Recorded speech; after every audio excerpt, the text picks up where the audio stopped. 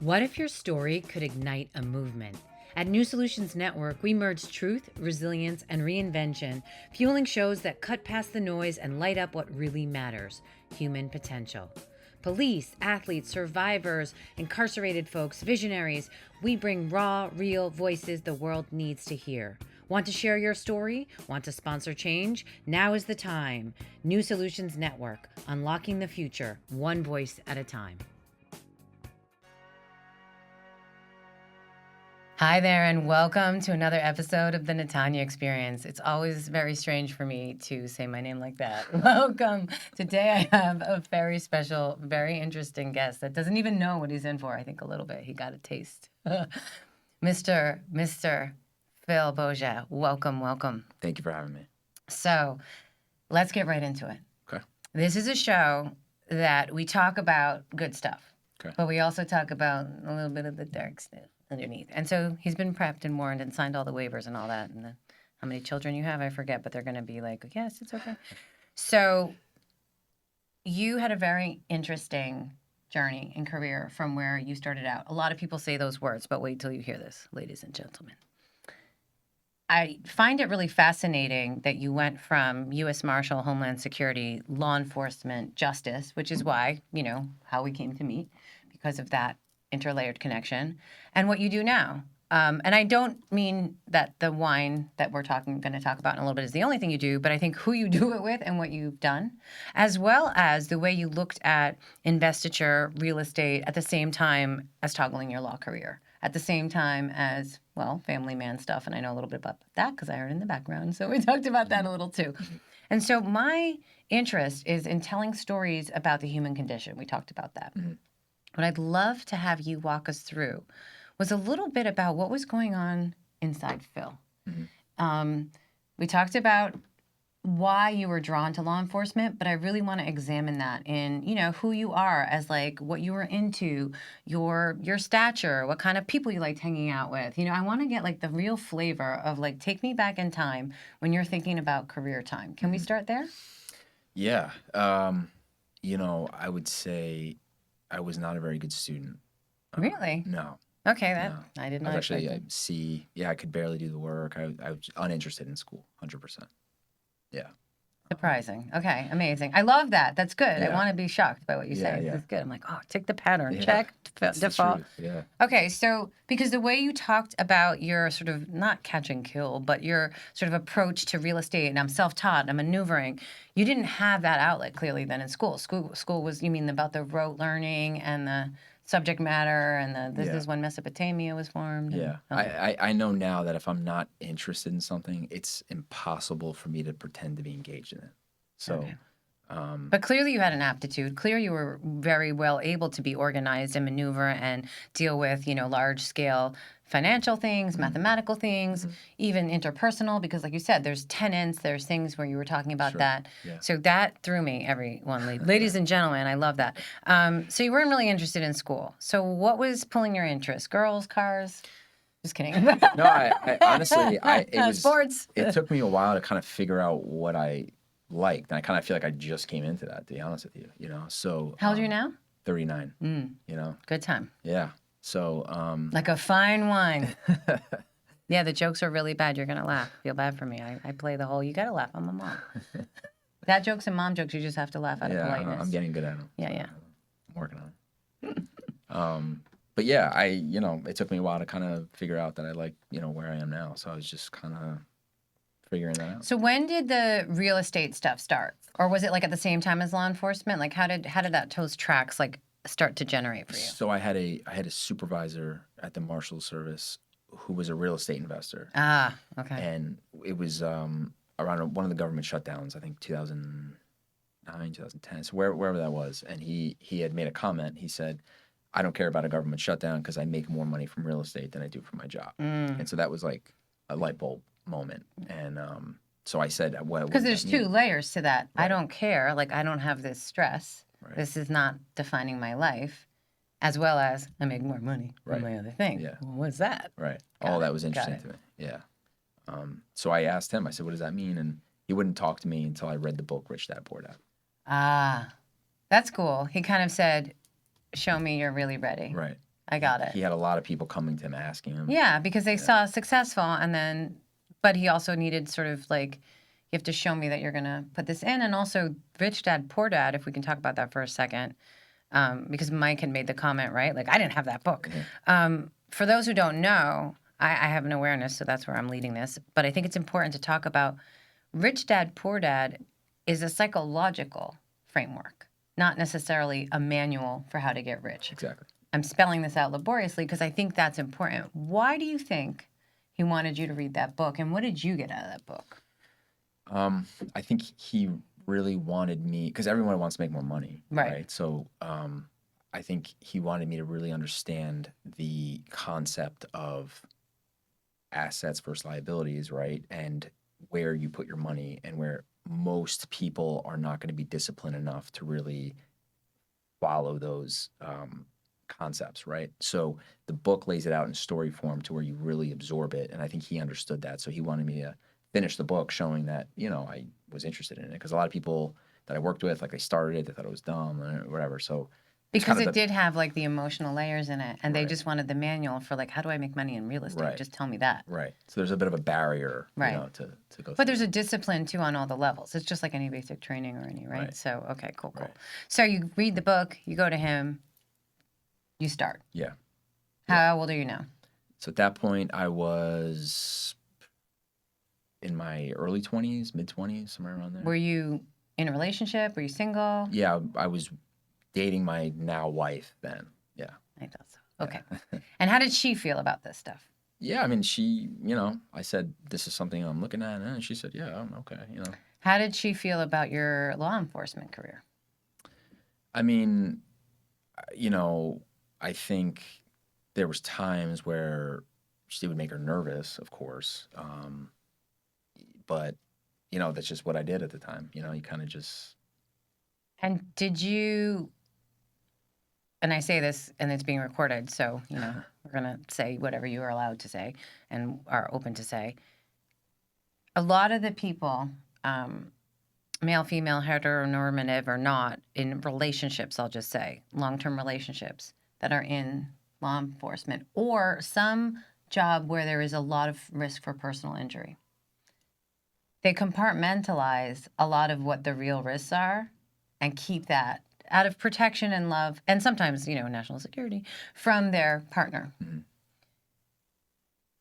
Did you feel that you had to carry that for a lot, or did you feel like, because like you said, and again, I'm saying things that were said in other interviews and other conversations, so I want to make sure they're all coming out here, but you had talked about, where you played in those roles wasn't necessarily always in the line of fire, but there was risk, and even the bloody nose and the fist fights, even if it's not always a gun in your face in the jail. Did you feel like you could tell your girlfriend and wife about what your life was like and what you were like seeing every day? I didn't talk about it. I think at the time it was just something you just did. I mean, looking back on it now, it was very stressful, I'd say. But at the time, because you're carrying, that's energy, right? That's an energy to keep that armor on. Right. And to also then be cheerful when she's happy about something. Right.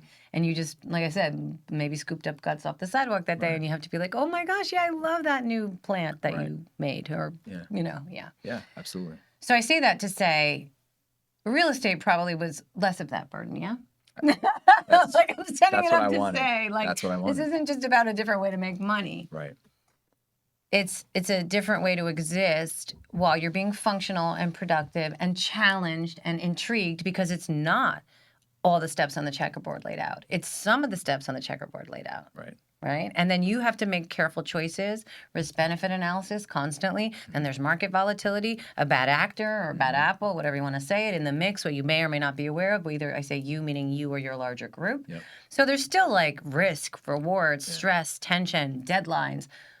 But likely no one's going to get shot. Likely, right? And, you're a little more in the driver's seat, yeah? Absolutely. I think that's well said. So I'm trading certainty and a pension for a better lifestyle and more upside financially. So some of the things that, now that we have several shows in our network around, service, whether that be first responder, military, law enforcement, corrections, fire rescue, put that out there, but also teachers, people doctors, even, I'd say nurses, of course. If I'm leaving anyone out, forgive me. Brain injury excuse. That's what I do now. I'm like, oh, well, I have brain injury. I don't remember, but it's true. Sometimes forgive me. But I say this to say, we're looking at mental health and addiction rates in the service world exponentially. And it wasn't until COVID, I think, that shined a light on it in the healthcare world, which then made people look at, wait a minute, what's going on in military? And that, now you see the stats of more officers die by suicide than in the line of duty. Right. And I say all this to say, you were able to maneuver kind of at a younger age, if I may say, than some of the people that we talk to. They usually get to past 39 when they start to be like, I don't know if I can keep doing this. Right. That anvil of the pressure of keeping it together, keeping neutral, having interpersonal relationships where women want, what do we want? Intimacy, vulnerability. How are you feeling? Right. What's going on? You're like, I'm fine. Right. I'm fine. Yeah. And they know, but they also want to respect that line. And they also want you to be sometimes, brave and macho too. So they also kind of like that you're holding it together. It's a delicate line for a lot of men and women and those who identify as whatever they do. But just to say, for all of us to carry that. So you, at a young age, got a taste of, well, let's just say a little more adventure. And not, instead of like gambling at the casino, you're driving this boat and ship. So where's the time that you start to say, because there was a lot of preparation, multiple academies you talked about for your law enforcement career is in the rear view. When did you leave, and what was it that made you decide to completely leave? So I resigned from the government exactly 3 years ago. Oh wow.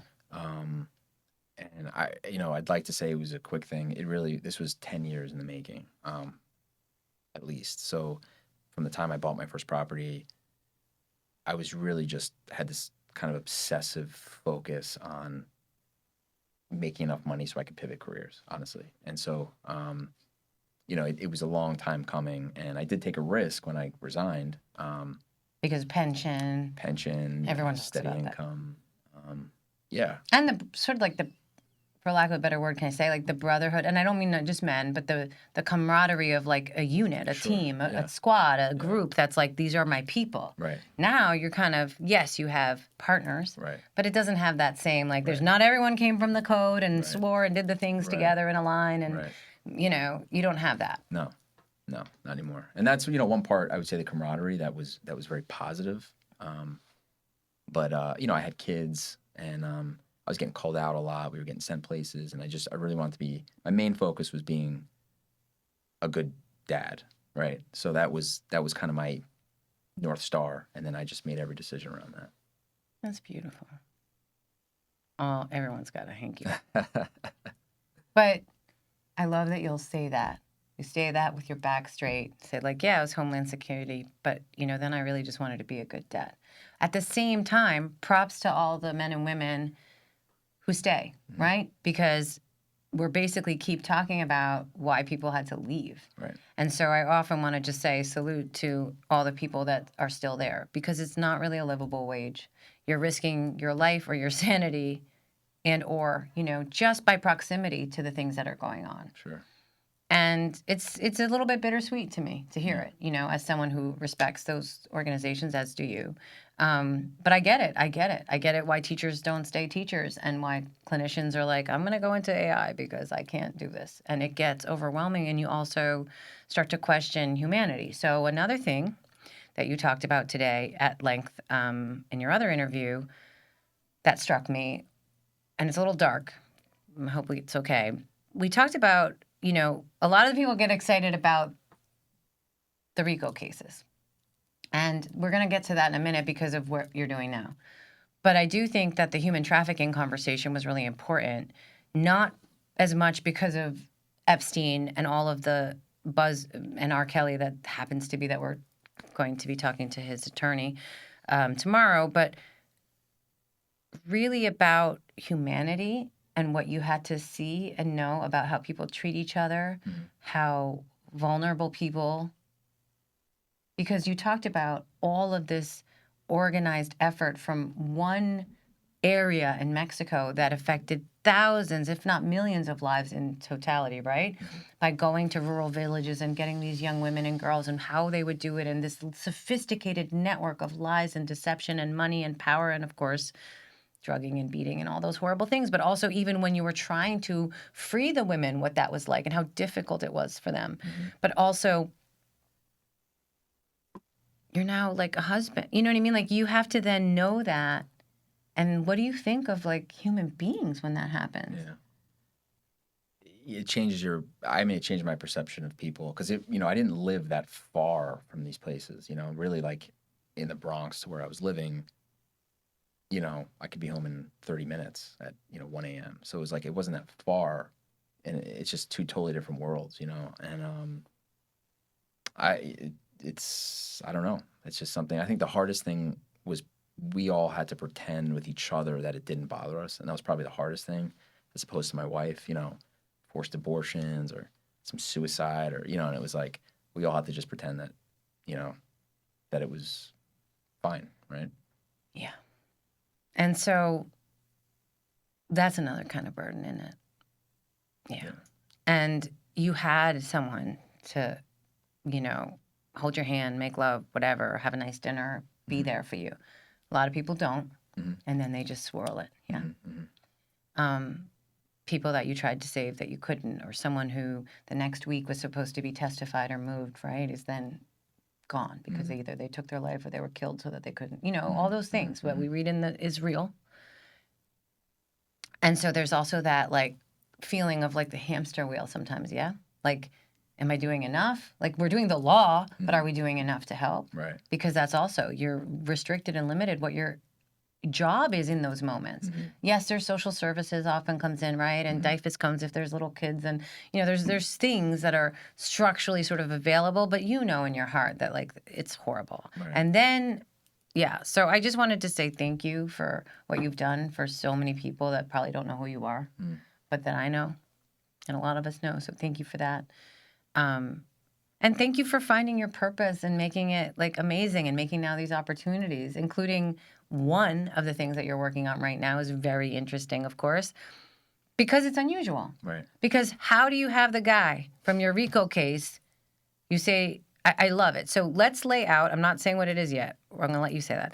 Let's lay out, fast forward, and let's go to the RICO case, just specifically just to say sort of like who's involved, what are the charges, what's going on, how you meet. Sure. So that was Anthony, obviously, but we'll go into with the U.S. Marshals. I was assigned to a RICO trial for the boss of the Genovese organized crime family named Artie Nigro.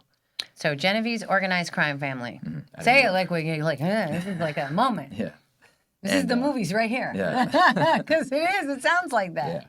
Yeah. Yeah. And it was. Yeah. No, it was big. So what big was, okay, so RICO, for those who don't know, what is that involved? And what were the kinds of things that they were doing that was officially being addressed? Yeah. So RICO is a racketeering case.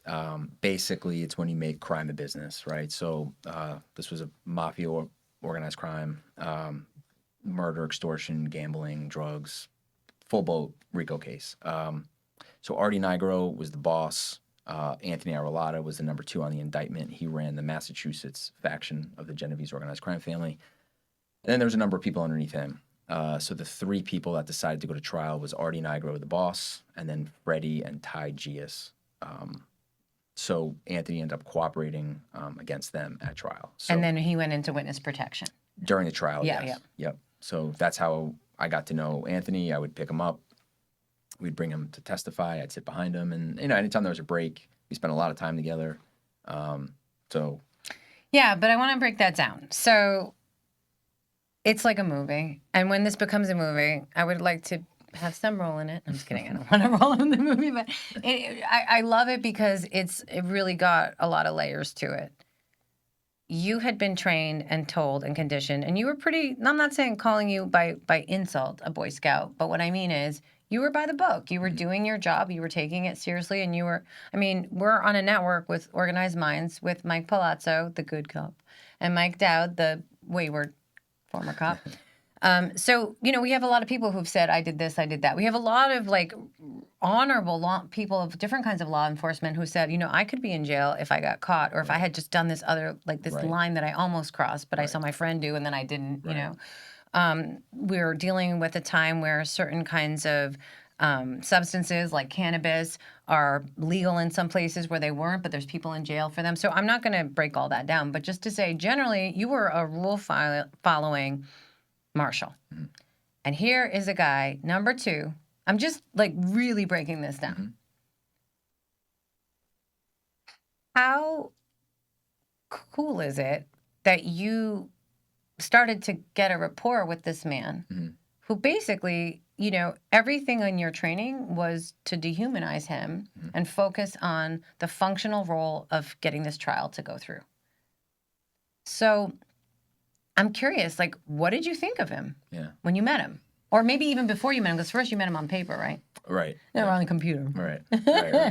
Yeah, I mean, I had been around prisoners for so long that you honestly see that it's a very thin line between who's in prison, to your point.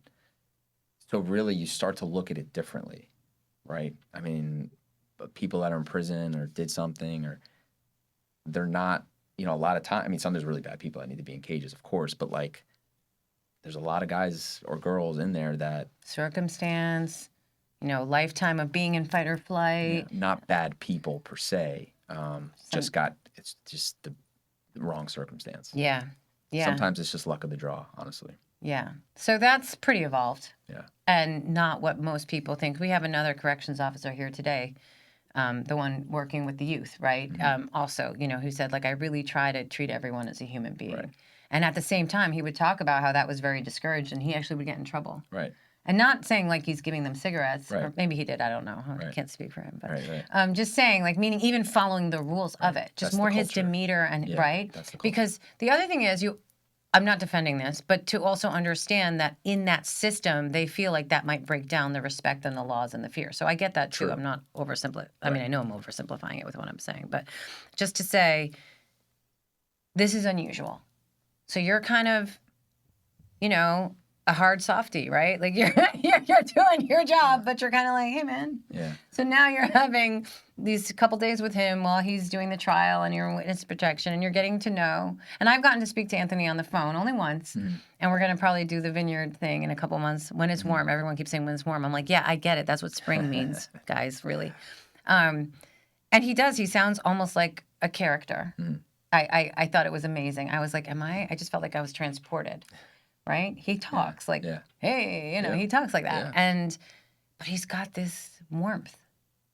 And I could tell. Yeah. I was like, oh, okay. I hear it right away in the voice. Mm-hmm. Come to my house. Mm-hmm. Right? Mm-hmm. Right? Like that feeling. Yeah. And so in some ways, we think about the Coda Nostra, we think about Sopranos and Goodfellas and all this stuff. But you got to see like a human being maneuvering this life. Fast forward, he goes to prison for 8 years. Mm-hmm. You guys you're doing your thing. You're moving and shaking. You're strip malls. You're like, oh shit, taxes. You figured out your maneuvers, and you're getting settled. And now children are born, and you're getting more into your new life. Yep. You're still squeaky clean, but somehow you said it was social media. But I'm such a dork. I want to go right. Like I want you to take me to. What did you see that made you go, I'm going to reach out to Anthony? And like, what, you know what I mean? Like, what were you thinking? Yeah. I saw an interview he had done. I think it was Vlad TV or something like that. It was on a big one. And I think my sister sent it to me because she knew I was on the trial. And she said, "What are you on the trial?" And I was watching it and he was talking. And I saw he had a social media because it had come up on my phone. And I said, I'm just going to reach out to him. I mean, what do I have to, I mean, like, all those why good not? algorithms, they already were throwing it in your face, or universe, God source, whatever you believe, right? And, and I so wasn't he's in law enforcement. orbiting you somehow. Yeah. And I wasn't in law enforcement anymore. So I thought, I'm just going to reach out to him and say, hey. And are there? Right? No. Like, or after you're out, you're. Yeah. Okay. I wasn't. Yeah. And so I reached out. I said, hey, I was assigned to your trial. I don't know if you remember me. He said, yeah, I remember you. And then we just kind of talked a little bit, and then he was involved in real estate, and I was in real estate, so we ended up. Okay, so there was already, then that was a comment. Right. Okay. I was curious what he had going on in real estate, so we just were kind of. But there was like a spark, like not like Mike said. relationship, and I'll say Right. bromance, I don't care, meaning that you found him to be an interesting character. Right. We talked about in different places around when you're in law enforcement. I think Mike Palazzo said, everyone's lying. Most of the time, people are lying to your face. Right. So that you have to, how do you become a judge of character? So now you were like, I know what he did and what he didn't do. I know who he is. Okay. Yeah. Yeah. Yeah. I mean, we saw an opportunity together to put together a business opportunity, and we did it. And so he has a family background, you said, in the wine business. Yes. Kind of a cliche, but in a good way, right? Like probably grandma and grandpa doing the stomping in the basement and the thing and the barrels and the, Yep. I know. And it's sauce time and it's wine time and they have different schedules. Yes. Yep. Love it, love it, love it. His father he was the biggest wine grape distributor in Massachusetts. Oh, at the time. amazing. Yeah.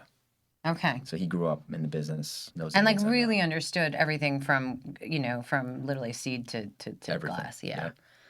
And then, of course, the refiner parts, right? In terms of taste, like like that, those levels as well, because there's and not everyone toggles with that. Right. So that was really interesting to me too. Right. Some people are purists, right? Like I just do this, I don't do that. Right. So, okay, so then you're like, let's do this. And then how did you pick the place in Maryland? Like, how did you pick the wineries? Just tell me a little bit about that. And were there any? Forgive me if you're willing. Sorry, Anthony, if this is a bad question. Were there any little bumps? You know what I mean? Were there any moments where you were like, whoa, whoa, whoa, I don't know, maybe we were crazy to think about this. Did you have any of that in the journey? No. Really? It's probably the smoothest business partnership I've ever had. Oh my God, that's adorable. Yeah. I love it. Yep. Probably because you guys are both like, this is who I am. Yeah. Right? Yeah. And a lot of people don't start there, do they? Right. Right. Yeah. No, absolutely. And we were able to. I had an existing relationship with the winery because I was an investor there. Yeah. That's right. That was kind of how I knew that side of the business. And then you said, let's make a custom label, like a brand. Right. Yeah. I'm being a little, because we had to spell it out. Sure. A brand that is tied to kind of Anthony's heritage and wine. Yeah. thing. He had the name already. He said he's had it since the 90s. So he's had this idea and dream, sort of, but sort of not dream because he didn't reach for it. Then, let's just say some other life got in the way. Yeah. Right. What about the reception from like his world and your world? Have people been embracing this partnership? Have people from your old world been like, "What are you doing with that guy?" Or you're besmirching the Office of Homeland Security? I don't know. I'm just curious. Like, have you gotten any No, flack? that's a good question. Yeah. So there's been people that were like, really, like, it's that old life kind of mentality of like you're in business with an inmate kind of thing. Right, you know right. what I mean? So it's impossible to really talk through that. So I don't. What but- about like business wise? Has that ever been a thing? So in the business side, it was a hit. Everybody saw the opportunity. Everybody saw. So no banks or anybody, I mean, in supply chain, right? So there's a lot of different levels of dealers, right? So everyone's been like, okay, nobody had concern that he was of his background, and they were just like, let's move forward. We're doing this. Once you meet Anthony and he talks and you see him and hear him. And then the counterbalance of like, the Boy Scout, right? So you're vouching for him with your world. Yeah. He delivers because he's smart, he's organized, he's passionate, and he's capable. So they're like, okay. Yeah. He's already pretty, I'd say, well established on the business world. He's, involved in real estate and lending on real estate. So I'd say he's already pretty established. But to bring him to the wine side, yeah, it was easy. But now we're talking about consumer, because that's a little different. That's where optics matter more, right? Sure. Though, because on B2B, you could be literally like I'm going to give examples that are not. These are super girly. Like I was going to say, Bosley of Charlie's Angels. You can be behind the speaker. But in consumer, front-facing brand label, your identity becomes part of it. Of course. So that's why I was asking those I kinds see. of questions, you see. I think that helps the brand, right? So I think that is the brand. Right. Anthony and his background and what he went through, what he survived, where he is now, that's the whole thing, right? So I think that's what makes it Pazzo. It's amazing. And so for those who don't know, the wine brand is called Pazzo, the Italian word for Crazy. crazy. It's perfect. Yep. It's perfecto Pazzo. Oh my God. So amazing. So you have a spot in New Jersey. What's the spot in New Jersey? I know the Maryland. I heard that. Yeah. So we have 5 resorts right now. So we have 5 resorts. So we we have- only got invited to 1. So hold come on to all 5. camera. You can come to all 5. Mike will spend $400 on gas for a $200 hotel room. So he's like, I'll go. Where are they? So jokingly not, but like tell us about all the spots. So we have LBI National in Long Beach Island. I'm sorry, LBI New Jersey. We have Renault Winery in South Jersey. Oh yeah, there are no winery. Yep. And then in Maryland we have Bohemian Manor Farm on Chesapeake. Bohemian Manor Farm in Chesapeake. We have Ken Island Resort. Ken Island Resort? Yep. Is where? In Ken Island, Maryland. Ken Island on the, okay. Yeah, and then we're slated to close on 2 more in Maryland this month. Amazing. Well, that's really good because Maryland needs some help Yeah. in their economy too. Yeah. Real estate. Yeah. It's another conversation for a different interview, right? No, but thank you. And so everything is made in the USA?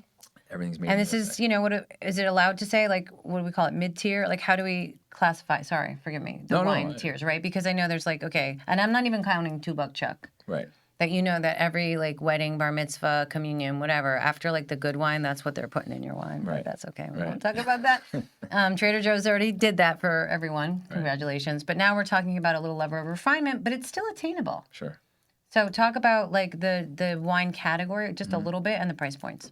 Yeah, so this was something we talked about a lot only because we had a lot of options to source cheaper wine and sell it at a, you know, 10, Markup, 11, $12 bottle price point.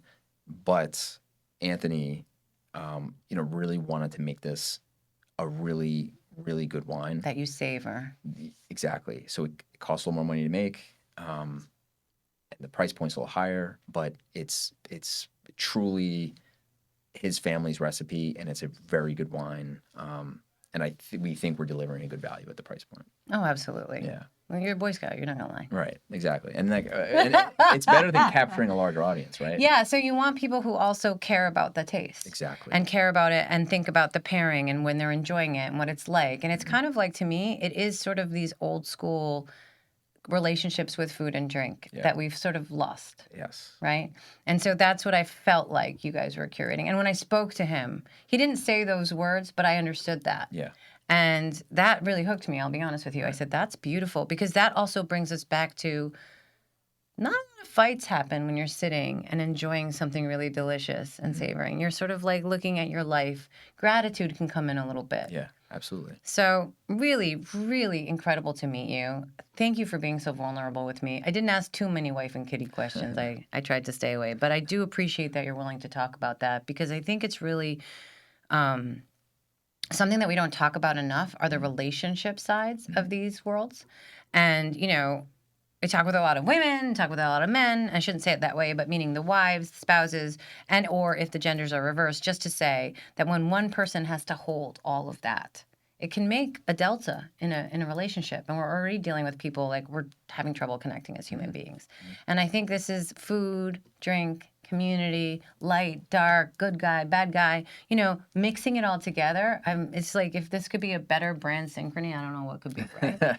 So I thank you for hanging out with us for all day and letting us ask you millions and repeat questions, but you are just a dream. And I can't wait to go to all the wineries because it'll just be really fun to see it in action. And that's kind of, when we do that kind of stuff, it's a very different day, right? Like we come for the day. And, Absolutely. There's you a know, spa. Yeah. Oh, there's a spa. Yeah.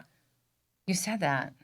Okay, now I'm inviting myself. I was like, I thought maybe the boys were going. I'm like, maybe I'm gonna come. Thank you so much. Thank you for your time and for what you're doing and all the things you've done in the past to help all those folks. I know that carries forward in karmic credits, and just thanks. Yeah. Thank you. Okay, that's weird. The end. And the end. I'm like, oh, I want to hug you. Can I hug you? Yeah. I'm like, I want to hug you. Thank you for having me. Absolutely. Yeah. Thank you. Thank you. Thank you.